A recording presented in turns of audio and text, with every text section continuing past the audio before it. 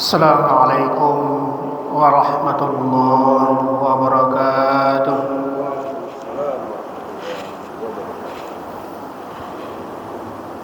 Alhamdulillah,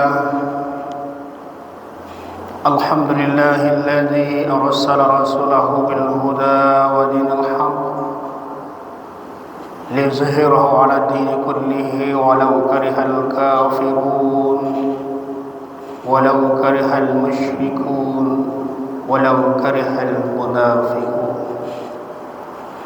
Asyhadu an la ilaha illallah wahdahu la syarika lah wa asyhadu anna Muhammadan 'abduhu wa rasuluhu la nabiyya ba'dah. Allahumma shalli ala Muhammad wa ala alihi wa sahbihi ajma'in. Puji dan syukur marilah kita sampaikan kehadirat Allah Subhanahu wa taala.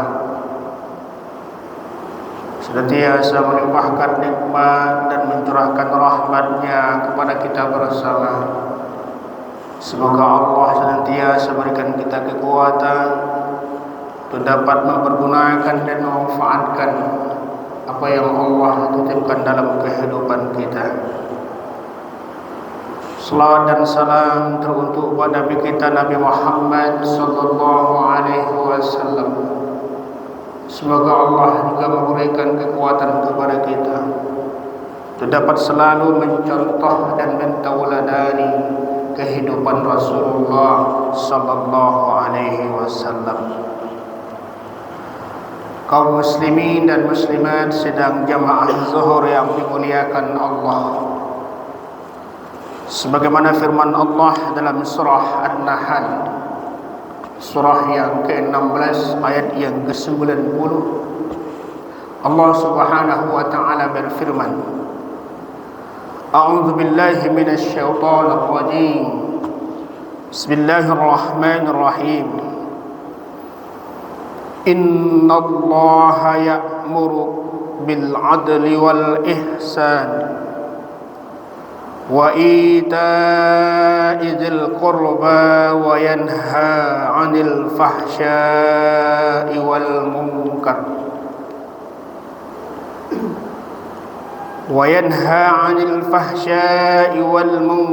wal baghi ya'izukum la'allakum tadhakkarun. Shadaqallahul 'azim.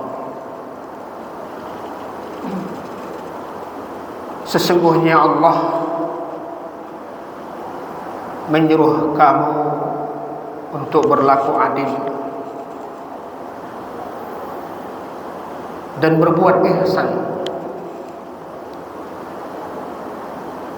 dan berbuat baik terhadap karib kerabat dan melarang dari perbuatan fahsya dan mungkar dan permusuhan. Allah memberikan pembelajaran agar kamu dapat mengambil pelajaran. Kaum muslimin dan muslimat sedang jamaah zuhur yang dimuliakan Allah. Dalam ayat ini Allah ingatkan kepada kita ada 3 hal perintah Allah dan juga ada 3 larangan Allah. 3 hal dalam perintah Allah ini, yang pertama adalah berlaku adil, kemudian ihsan, lalu berbuat baik di antara karib kerabat.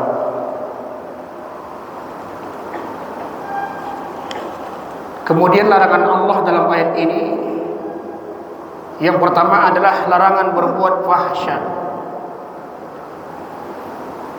berbuat mungkar,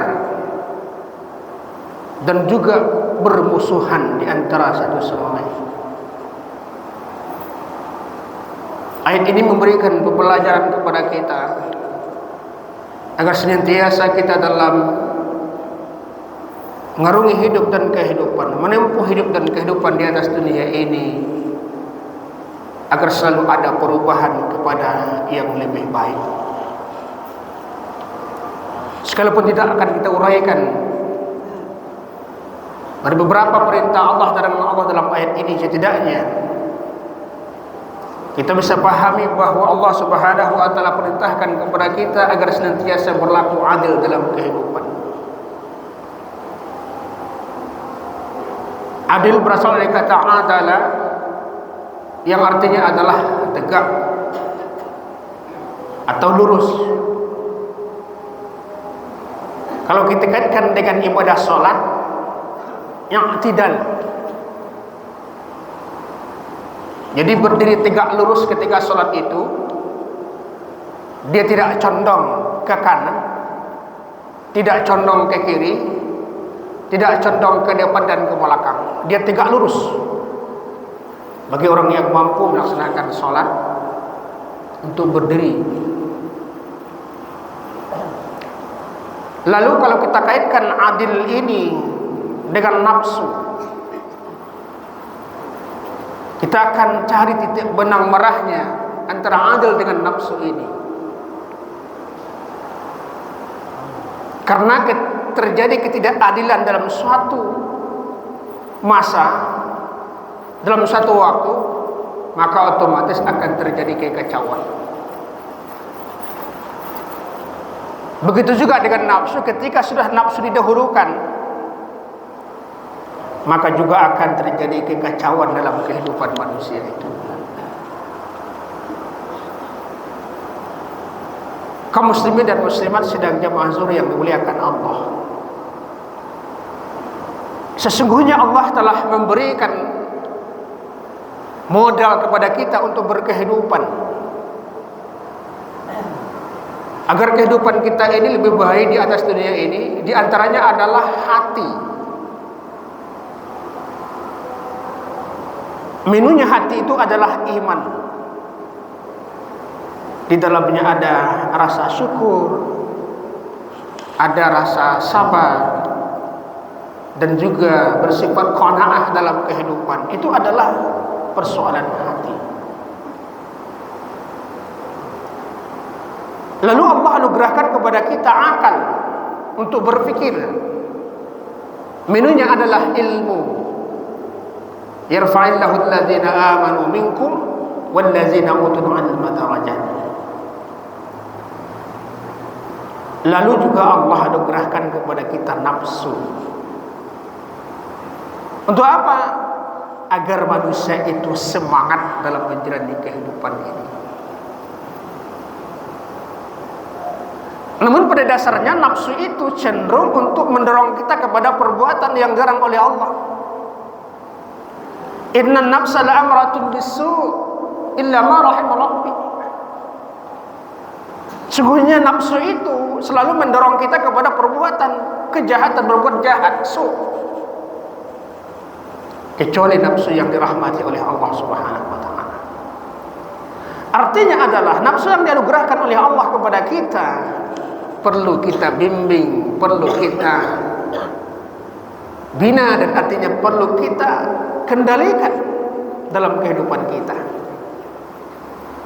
Kalau tidak mampu mengendalikan hawa nafsu itu, maka kekacauanlah yang akan terjadi dalam kehidupan kita. Kaum muslimin dan muslimat sidang jemaah zuhur yang dimuliakan oleh Allah, Ibnu Qayyim al-Jauziyah memberikan pemahaman ada 3 macam daripada nafsu jahat dalam kehidupan manusia. Yang pertama ada namanya nafsu kalbiyah, yang berasal dari kata kalbun, yang artinya adalah anjing. Wow, bahasa kita.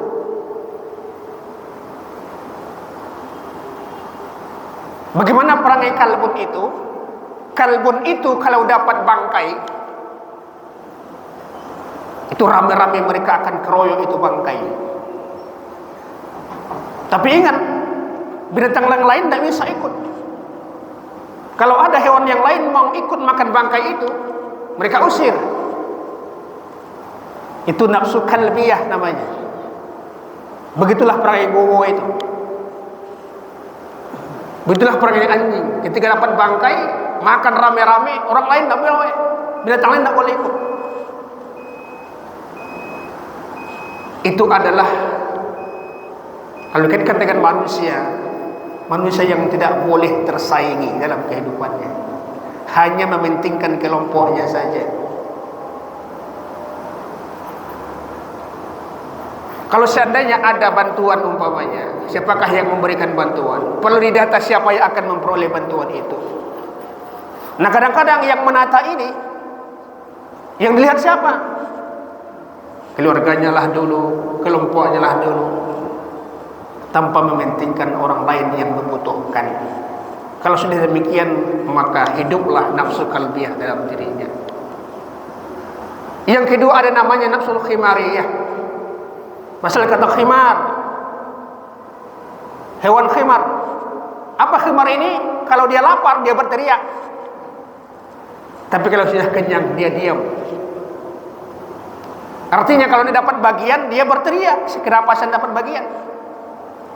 Tapi anehnya kalau dia sudah dapat bagian, dia diam begitu saja tanpa memperdulikan orang lain. Yang ketiga adalah nafsu bahaimiyah, nafsu binatang. Lahum qulubun la yafqahuna biha wa lahum a'yun la yubsiruna biha wa lahum adhan la yasma'una biha ulaika kal an'am bal hum adall. Ternyata suatu kondisi manusia itu, dia punya hati tapi tidak merasa, punya mata tidak melihat kebenaran Allah, punya telinga tapi tidak mendengarkan ayat-ayat Allah. Ulaika kal an'am, mereka itu seperti binatang, bal hum adall, bahkan lebih sesat lagi.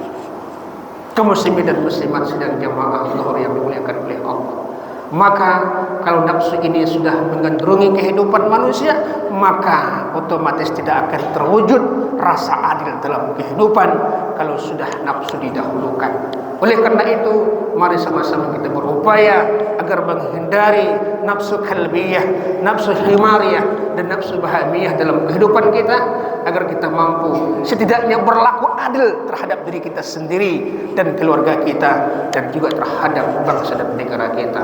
Fa'tabiru ya ulil absar la'allakum turhamun. Assalamualaikum warahmatullahi